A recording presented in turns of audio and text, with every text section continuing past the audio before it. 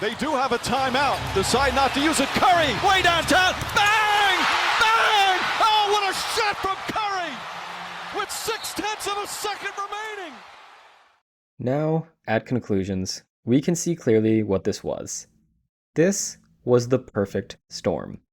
A first-time GM winds up answering to Sheldon Adelson's son-in-law, either decides or confirms his long-standing belief that he is a genius after a couple 50-50 trades go his way. He decides that Luka Doncic, who signed his first pro contract at 13, has to go because he just doesn't take basketball seriously enough. He confides this skepticism in one of the few execs smart enough to immediately tempt him by dangling a Nike player during a rare week in which said Nike player is healthy enough to be put on the table. And he pulls the trigger when his staff of presumable yes-men or fellow egomaniacs confirm his bias. If any of these things had been prevented, it's hard to see this deal getting made. If Mark Cuban is involved, there is no trade of Luka Doncic to the Lakers. Did he force you out or the league force you out of? Basically, Nico forced me out because the guy you hired? The guy I hired got the new guy. Your son? Yeah, right? Jesus Christ. Got the new guy to basically trust him and ignore me. If Anthony Davis gets injured 2 weeks earlier, there is no trade of Luka Doncic to the Lakers.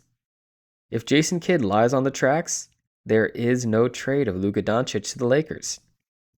And, tragically, if Luka Doncic had not dragged Nico's trade Hail Marys to the NBA Finals, there is no Luka trade to the Lakers.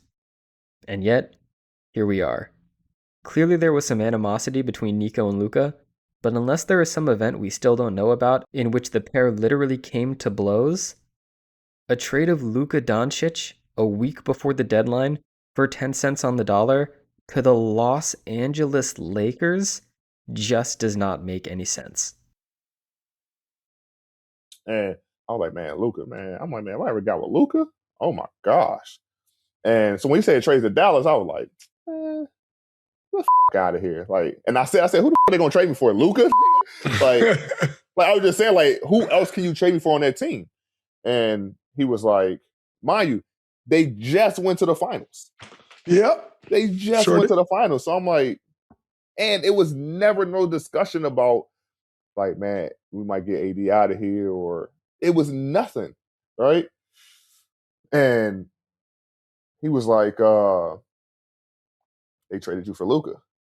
I'm like, Rich, shut the hell up. What do you want? I'm really thinking he's just playing. And he was like, man, I swear. And at the time, like, Rob Pelinka is calling me. So I'm like, all right, Rich, I'm gonna call you back. Let me see what Rob. No, I'm sorry. Nico was calling me. And I'm like, Rich, I'm gonna call you back. Like, hello? Yeah.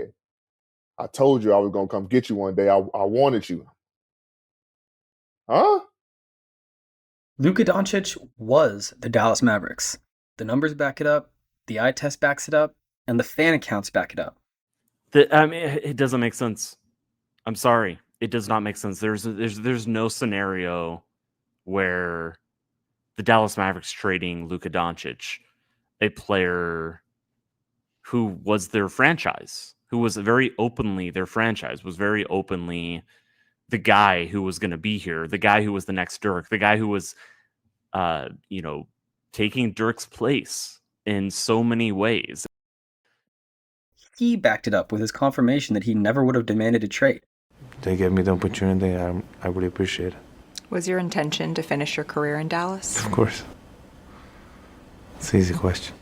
Nico Harrison convinced himself and his boss that his decision-making was more valuable to the Dallas Mavericks than Luka Doncic's on-court presence. The guy whose plan A during the 2024 trade deadline was to bring in Kyle Kuzma. For the record, if you think Nico was more valuable than Luka, the guy who scored 73 points, dominated the Defensive Player of the Year in the playoffs, and carried 2 nationally inconspicuous rosters to contention, then you're either Nico himself or the voices in his head. Nico took a massive risk that he had been downplaying since the day of the trade, a risk that Anthony Davis would be healthy going forward. Sports teams will always be willing to take big swings on guys with questionable injury histories, but typically, the biggest investments go to guys that actually have been or are expected to one day be the best player on a championship team. The Texas Rangers took a similar risk when they brought in shortstop Corey Seager in 2021. They did so when Seager was 28, 1 year removed from being named the World Series MVP. His history of shining when the lights were brightest in the playoffs, specifically against the Astros in October, gave the Rangers confidence that even with the Tommy John surgery on his resume, he was deserving of a $325 million investment. That investment paid off in the form of a championship and a new local superstar when Seager spearheaded the 2023 Rangers. Could tie it with one swing. High drive! It's tied!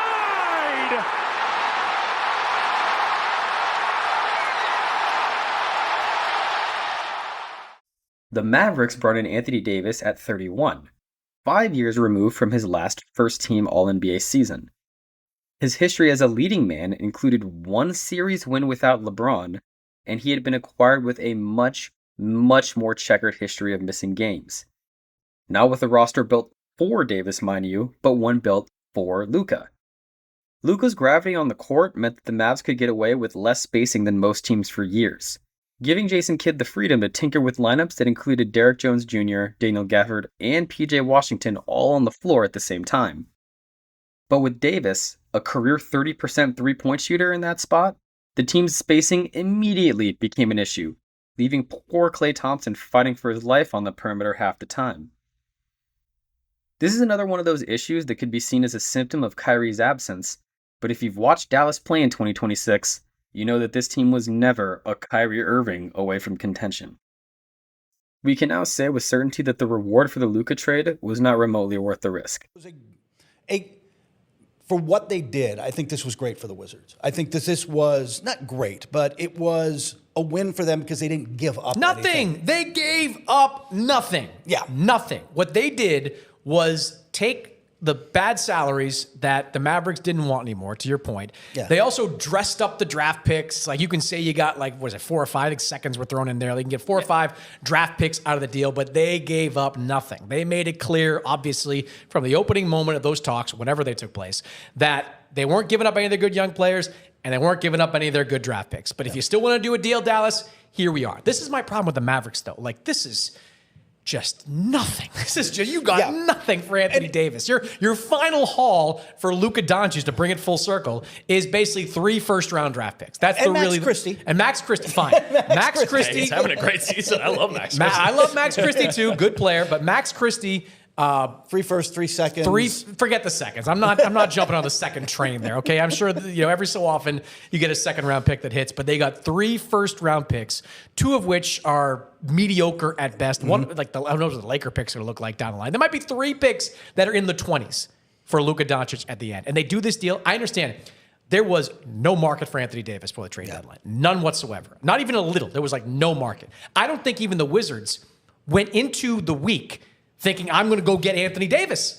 I don't think that was on their minds. So you do this deal if you're Dallas, and you're just offloading this guy and saying, we got to wash our hands of everything that happened there. And that's tough, man. That's tough. I might have just brought him back and said, let's see if we can rehab your image in the first quarter of next season, and maybe we can get a better deal. They have lost 9 in a row. Wow. And longest since Let's just go ahead and put 10 97, 98. Let's go ahead and put 10 in the books before the game. And the other news out of Dallas, Kyrie Irving will not. If you were thinking maybe Kyrie Irving might come back this year, no, it's not going to happen. For the Mavs, trading Luka ends up going down as one of the worst moves in the history of the NBA. To only get a couple of minutes out of Kyrie and AD combined in a basketball game, to give up a first NBA caliber player, and now already traded AD, and Kyrie's only played in 50% of the games he's eligible to play. Cooper Flagg saved him, basically getting lucky, getting him as a number 1 pick, but it's just really been a disaster for him. And a move being made for reasons that will remain a mystery for the rest of my life. And here we are a year later, and about as predictable a result as we can possibly have imagined. What are the right things to say about the way the NBA has been completely reshaped by a trade that was made a year ago today?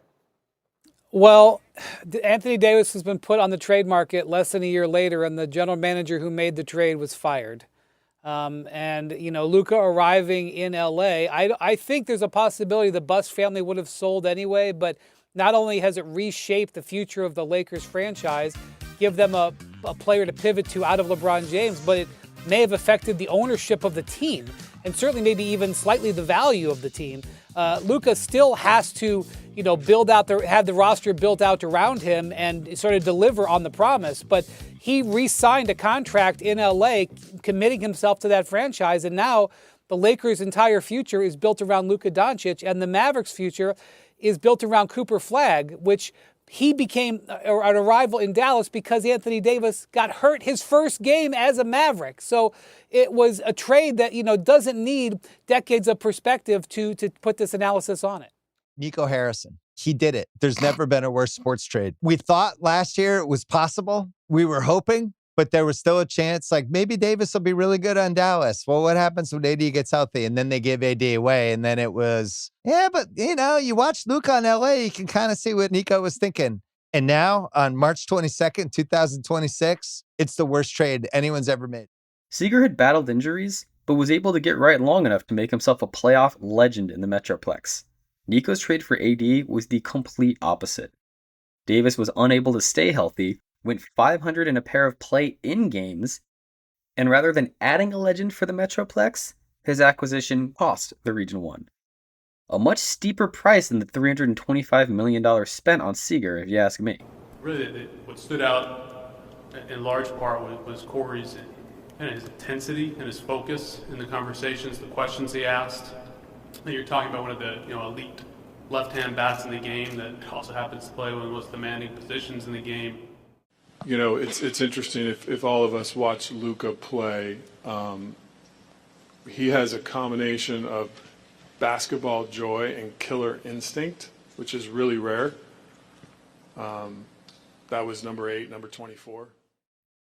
In sports, the best ability is availability, and misunderstanding the risk involved in pairing Kyrie with AD at this stage of their careers is the second biggest reason that the move was such a catastrophe. With reason number 1 being that Luka is better than AD, period. Player to player, ain't no comparison. It's all about timing in the NBA, and knowing when to put your chips in versus pulling them out. Nico Harrison seemed to understand that aspect perfectly when he swung the PJ and Daniel Gafford trades. Those guys were perfect acquisitions for a Luka-led team on Luka's timeline, bringing in veteran staples that excelled in strength, defense, and rim protection. In fact, these moves were so genius that I suspect Nico secretly didn't like either guy at all and probably fought against pulling the trigger on both trades. The Mavericks had Luka Doncic in his prime alongside Kyrie Irving, one of the most tantalizing backcourts that the league had ever seen, and one that guaranteed immediate contention while both were on the court. Arguably the most electric Dallas duo since the days of Pony Express. Dickerson, 10-5, touchdown Eric Dickerson, 62 yards. That's a Heisman run. That's a Heisman run.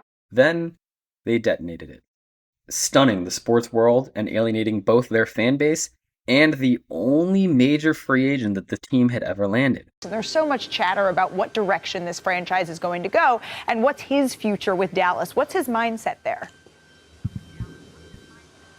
Howdy, partners. Look, Klay Thompson came to Dallas to play for a contender, to start and get spoon-fed open threes by Luka Doncic. Obviously, none of those things are happening right now. None of those things are the reality of the situation. If there was a chance for Klay to move to a contender, would he welcome it? I feel pretty strongly, yes, he would. Are you anticipating being here next season? Ooh, hard hitter. I'm not sure. I mean, I'm under contract, so I do, but I've definitely learned my time at Dallas. Things can change on a dime, so. Dallas is left with some good news, in that the healing can now begin. GM Nico Harrison being fired. I couldn't find any Mavs fans who were remorseful about him being sent out the door. And Mavs fans say now that they can finally heal and hopefully the team can bounce back. Getting rid of Davis, and more importantly, the 2 years and $121 million remaining on his contract, puts the Mavericks back under the salary cap for next year and frees them up to build around their current young core that consists of Flagg, Lively, Max Christie, and whoever their 2026 lottery pick turns into.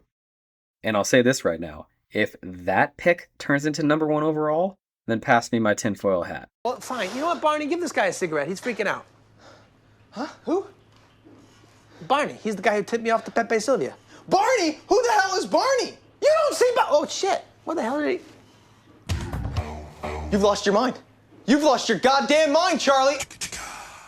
Sadly, holding on to productive vets like Kyrie, Daniel Gafford, and PJ could get tricky pretty soon. Even though all 3 were integral to the team's last finals run and will be revered in the city anyways, we have to wonder who really will be around for their next run. Kyrie will be 34 on opening day for the 2026-2020 season, meaning that by the time Flag is gearing up for his age 25 season, Kyrie will be 39. For reference, here's what 39 has looked like for some other point guard legends. It's worth remembering that Kyrie's go-ahead 3 in Game 7 was now a full decade ago. Who can say whether or not the baby Mavs will mature quick enough to see another playoff series with him in the fold, before they find themselves inevitably looking for a younger point guard option, one that better fits Flag and the kids' timeline. Gafford and PJ both excelled as sidekicks to the floor-spacing Luka, but playing alongside Cooper Flag, who as a rookie has been a 30% three-point shooter, the pair could easily see themselves and their roughly $20 million a year salaries moved for floor spacing or creating options that better fit Flag and the kids' style of play. But let me be clear, all things considered, Mavs fans do deserve to be optimistic about their future with Cooper Flag. Cooper Flag of the Dallas Mavericks has set a new NBA record for scoring the most points by a teenager in a game. Not a great start to Black History Month. He is a legitimately tantalizing prospect. Back to him, there you go. Swing pass, Clay, drive, slam, Cooper! Explosion. So good off too, Mark. Yeah, he is. Player from a shooting standpoint. Oh, let's go. Yes, step back 3, bullseye! Let's go. 10 in a row for Cooper. When they played that game back in January in Berlin.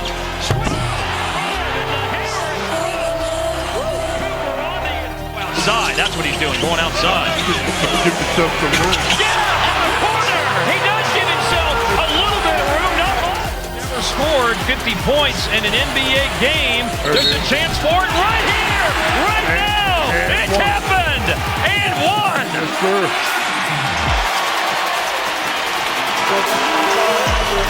The fans that are left. The previous youngest was Brandon Jennings at 20 years, 52 days old. Cooper Flag at 19 years, 103 days old, has half a hundo. The youngest 50-point games. And then, of course, remember Brandon Jennings on that list as well. Cooper Flag, 19 years, 103 days old. And there's point 51. Most importantly, ownership does seem determined to repair what was broken on February 1st, 2025. To the point of retiring a Legends number 40 years after the fact. Oh, hello. Welcome to opening night. You're one of the great all-time Mavericks, and it is an honor for us to retire your jersey. Don't start crying. Wow. We're going to do it. Wow. You've earned it. Not raising season ticket prices and legitimately hearing the fans out from time to time. I know we've had some fun at Patrick Dumont's expense in this video, but I gotta give credit where credit's due. Somewhere out there is a timeline where Dumont and the Mavs stubbornly kept AD, raised season ticket prices for a lottery team anyways, and told this kid to go fuck himself. And that timeline is objectively worse for the city than this one.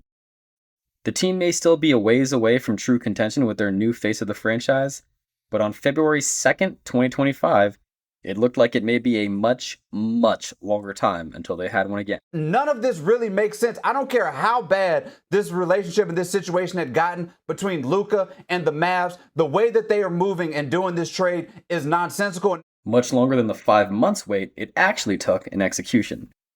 The distraction is nice, but the ghost in the American Airlines arena still lingers.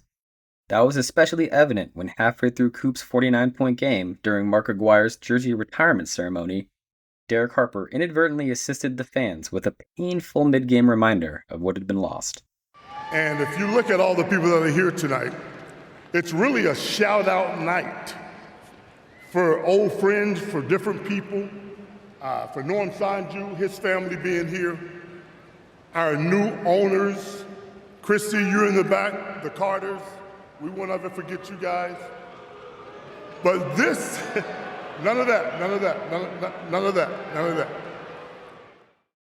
Luka is amongst the biggest stars the game has ever seen. He's one of the most watched and most revered players in the game, one who never demanded a trade from Dallas, and one who connected with the city as well as any star that has come through it. All these fans, I really appreciate it, man. All the teammates I had, everybody had my back. I'm just happy, this guy, I love these fans, I love the city, but it's time to move on. He was the next prodigy to make a name for himself in the ever-expanding Metroplex, and rarer, he seemed to understand and respect the weight that carried locally. Luka may live in LA, but he still has a large presence here in North Texas. His foundation continues to do lots of work in the Dallas area, and we were at one event earlier today. It's a chance for kids to forget about their troubles for a few hours. It feels great. Normally, distractions help with the pain. It basically makes it go away. The Luka Doncic Foundation hosted a party for patients at Scottish Rite for Children in Dallas. Folks got a signed picture from the former Dallas Mavs superstar, along with a T-shirt and some gifts. I'm just happy he's home. I'm happy he just home for today because we still got the Dallas jersey on. Yeah. I think that he continues to pour into the city is fantastic, and that he didn't just take he didn't just take the foundation and go with. He finds himself having somewhat foregone 2 years of contention in his prime as a result of the trade. Playing for a team boasting a 40-plus-year-old LeBron James as the second highest paid player on the roster. This comes in opposition to the team he left in Dallas that was fully trending up at the time of his departure. The good news for Luka is that he still has magic in his fingertips, and when LeBron hangs him up, the Lakers will have plenty of flexibility to nab him a proper co-star. We still have not seen the best of Luka as a Laker. The Wonder Boy improved to 4-0 against his old team after a January 2026 win in Victory Park, a loss that wound up kicking off a 10-game losing streak for the poor Mavericks. The answer is yes. He steps through nicely, and an appropriate finish by Luka Doncic. In February of 2026, Luka turned 27. He'd scored the fourth most points in league history at the time of his 27th birthday, with the only guys ahead of him being LeBron, Kevin Durant, and Carmelo Anthony. He was also one of only 3 players to amass 10,000 points, 4,000 rebounds, and 4,000 assists before his 27th birthday, with the other 2 being LeBron and Oscar Robertson. How do you feel? I'm happy where I am, but like I said, always gonna be special. Basically grew up in America, It was my home for 7.5 years. All the fans feel the same way and of course miss you. But let's talk about the Lakers a bit. Arguably, obviously, the GOAT in our game. Oh, LeBron James! And now you're obviously a teammate of his. And Luka's got the rebound. Finds LeBron! He was your hero. I remember my last year, your first year, you waited outside the locker room to get his jersey. It's I would say full circle in life, You watch this, watch Bron, watch a lot of great players on TV, and then you get to play with them, play against them. I mean, that's what every kid that plays basketball dreams of. Opening night. How do you feel out there? Didn't get a win, but just feeling less tired. I saw you on Men's Health this summer. I want to learn a little bit about your journey to nutrition and to health and what got you motivated and inspired. Yeah, kind of started in the finals run. I felt like I was missing a little bit. Obviously, last season was hard for me. A lot of things going on. I'm 26 years old. I got a long way ahead of me, so it just kind of started there. Thank you so much for my first sit down and feature. How did Dirk do? Stop. Besides Jordan. He was okay. Michael Jordan. So. Luka is one of the hardest players to scout because he understands and masters the game more than almost everybody else. So it's always a great challenge. I don't think I've ever won against him. But Luka is I mean, for somebody who has the ball in his hands as much as he does, and he controls the whole game with his pace, you know what I'm saying? Like, he gets a good shot up every time down. That's rare for somebody who gonna have the ball all game like him. So I was watching some of his film, and you know, his ball handling, getting to the rim, how he breaking guys down in the mid-range now. Like, a few years ago, it felt like it was only threes and layups. Now he posting up, shooting fadeaways, a lot of post work. Yeah, a lot of post work, a lot of midi work, along with the threes and lays. So he just made himself into a complete offensive player. It looks so effortless. Like, when my style, I'm like, I gotta come in every day, I gotta do this, I gotta do that, I gotta do this, just to make sure that, like, they just see this man would just come in the gym, they do his work, and when they play pickup, it just looked like he's doing that slow motion, but he's doing whatever he wants. And I'm thinking, I play like my own pace, like I control the game, whatever. I do it a little differently, but his is just on another level. So from day one, I was like, this dude is good. This dude is good. But like, also, I'm thinking like, damn, this dude is good. Do I belong? Like that's how like the type of doubt that I put in my mind. Like, this dude he was that good. I came in. You can ask any vet on that team. It was like DeAndre Jordan, Wes Matthews, Harrison Barnes, JJ Barea, Devin Harris. They all said the same thing. The dude just came in and everyone was just like, wow. With his stardom fully intact, Davis's present status as a Washington Wizard, and the Mavericks strictly in tankathon territory, we'll always be left wondering what might have been with the Wonder Boy in Dallas. We'll wonder what he and Kyrie's encore playoff performance with Klay in the fold might have looked like. We'll wonder how much of a Metroplex legend he really could have become. And we'll wonder how it'll affect Luka's legacy that he lost at least 1 year of true contention thanks to the trade after being shipped to a very limited Lakers team in 2025. Nico has the least good news ahead of him. He and Sam Hinkie are probably 1 and 2 on the list of guys never getting an NBA GM job again. I don't see this particular thing happen very often, where the internet rises up, social media, international fandom rises up and says, that move that was just made in sports is so shocking that I know the executive to be a fool.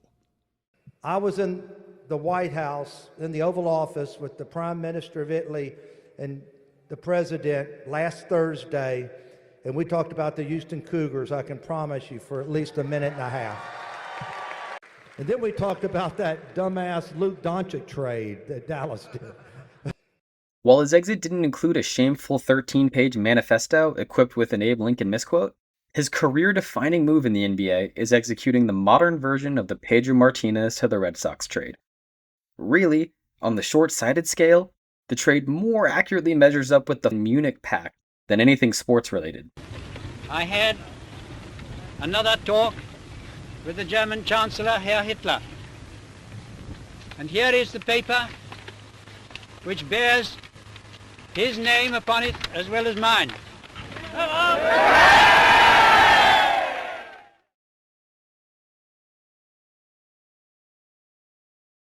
Poland, September 1939.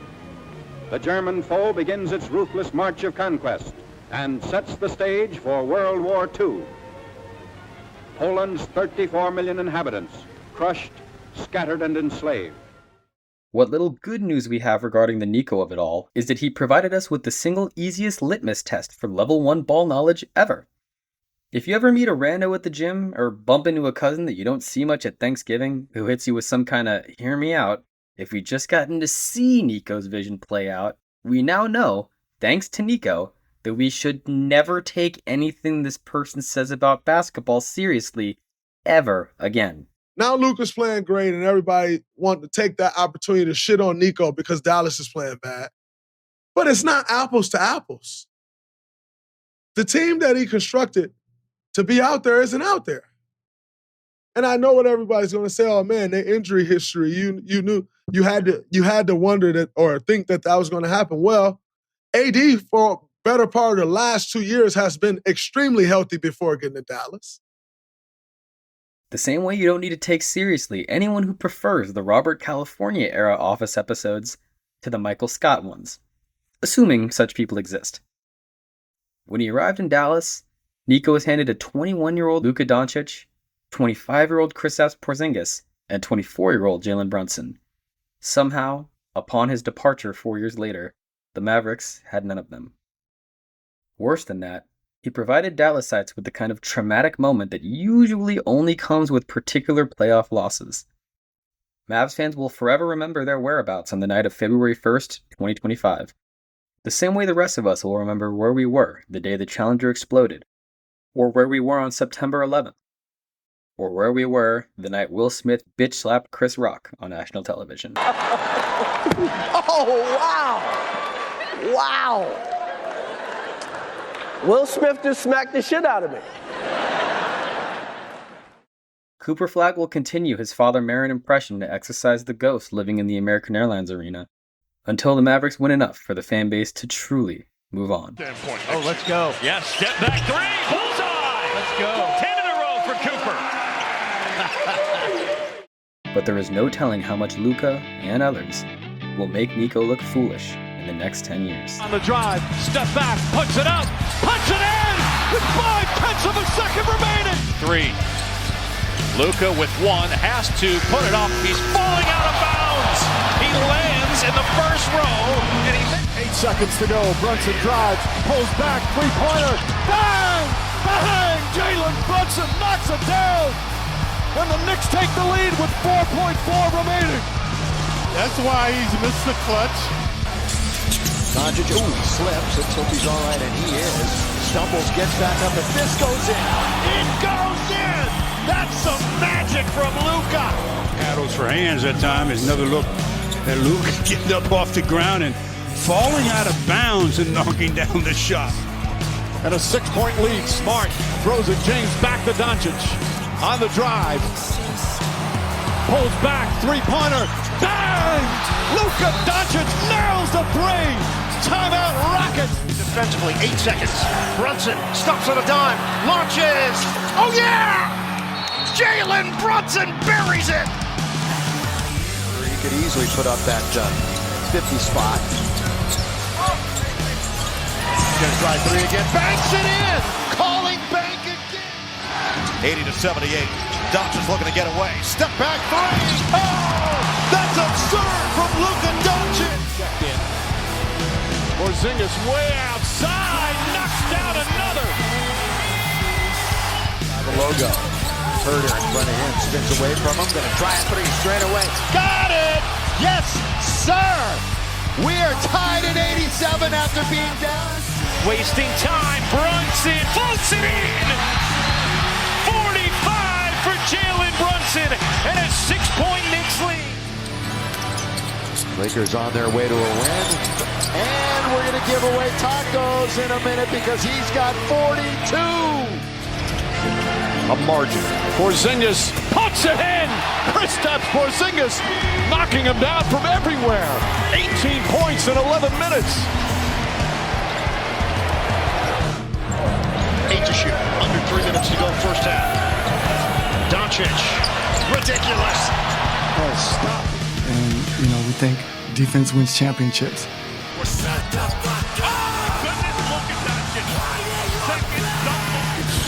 Double team, spins away, drives down, throws it up. LeBron James with the power dunk. It's a 6-point lead. Down the other way, Şengün lost it out of bounds. Major Doncic damage here in Houston. A 55. Beside his name, Doncic again. That is Luka magic. They probably bury me and Jay by then, or we bury ourselves. Yes. All right, I know there's a lot of questions. Thanks, everybody. Appreciate it. Great job.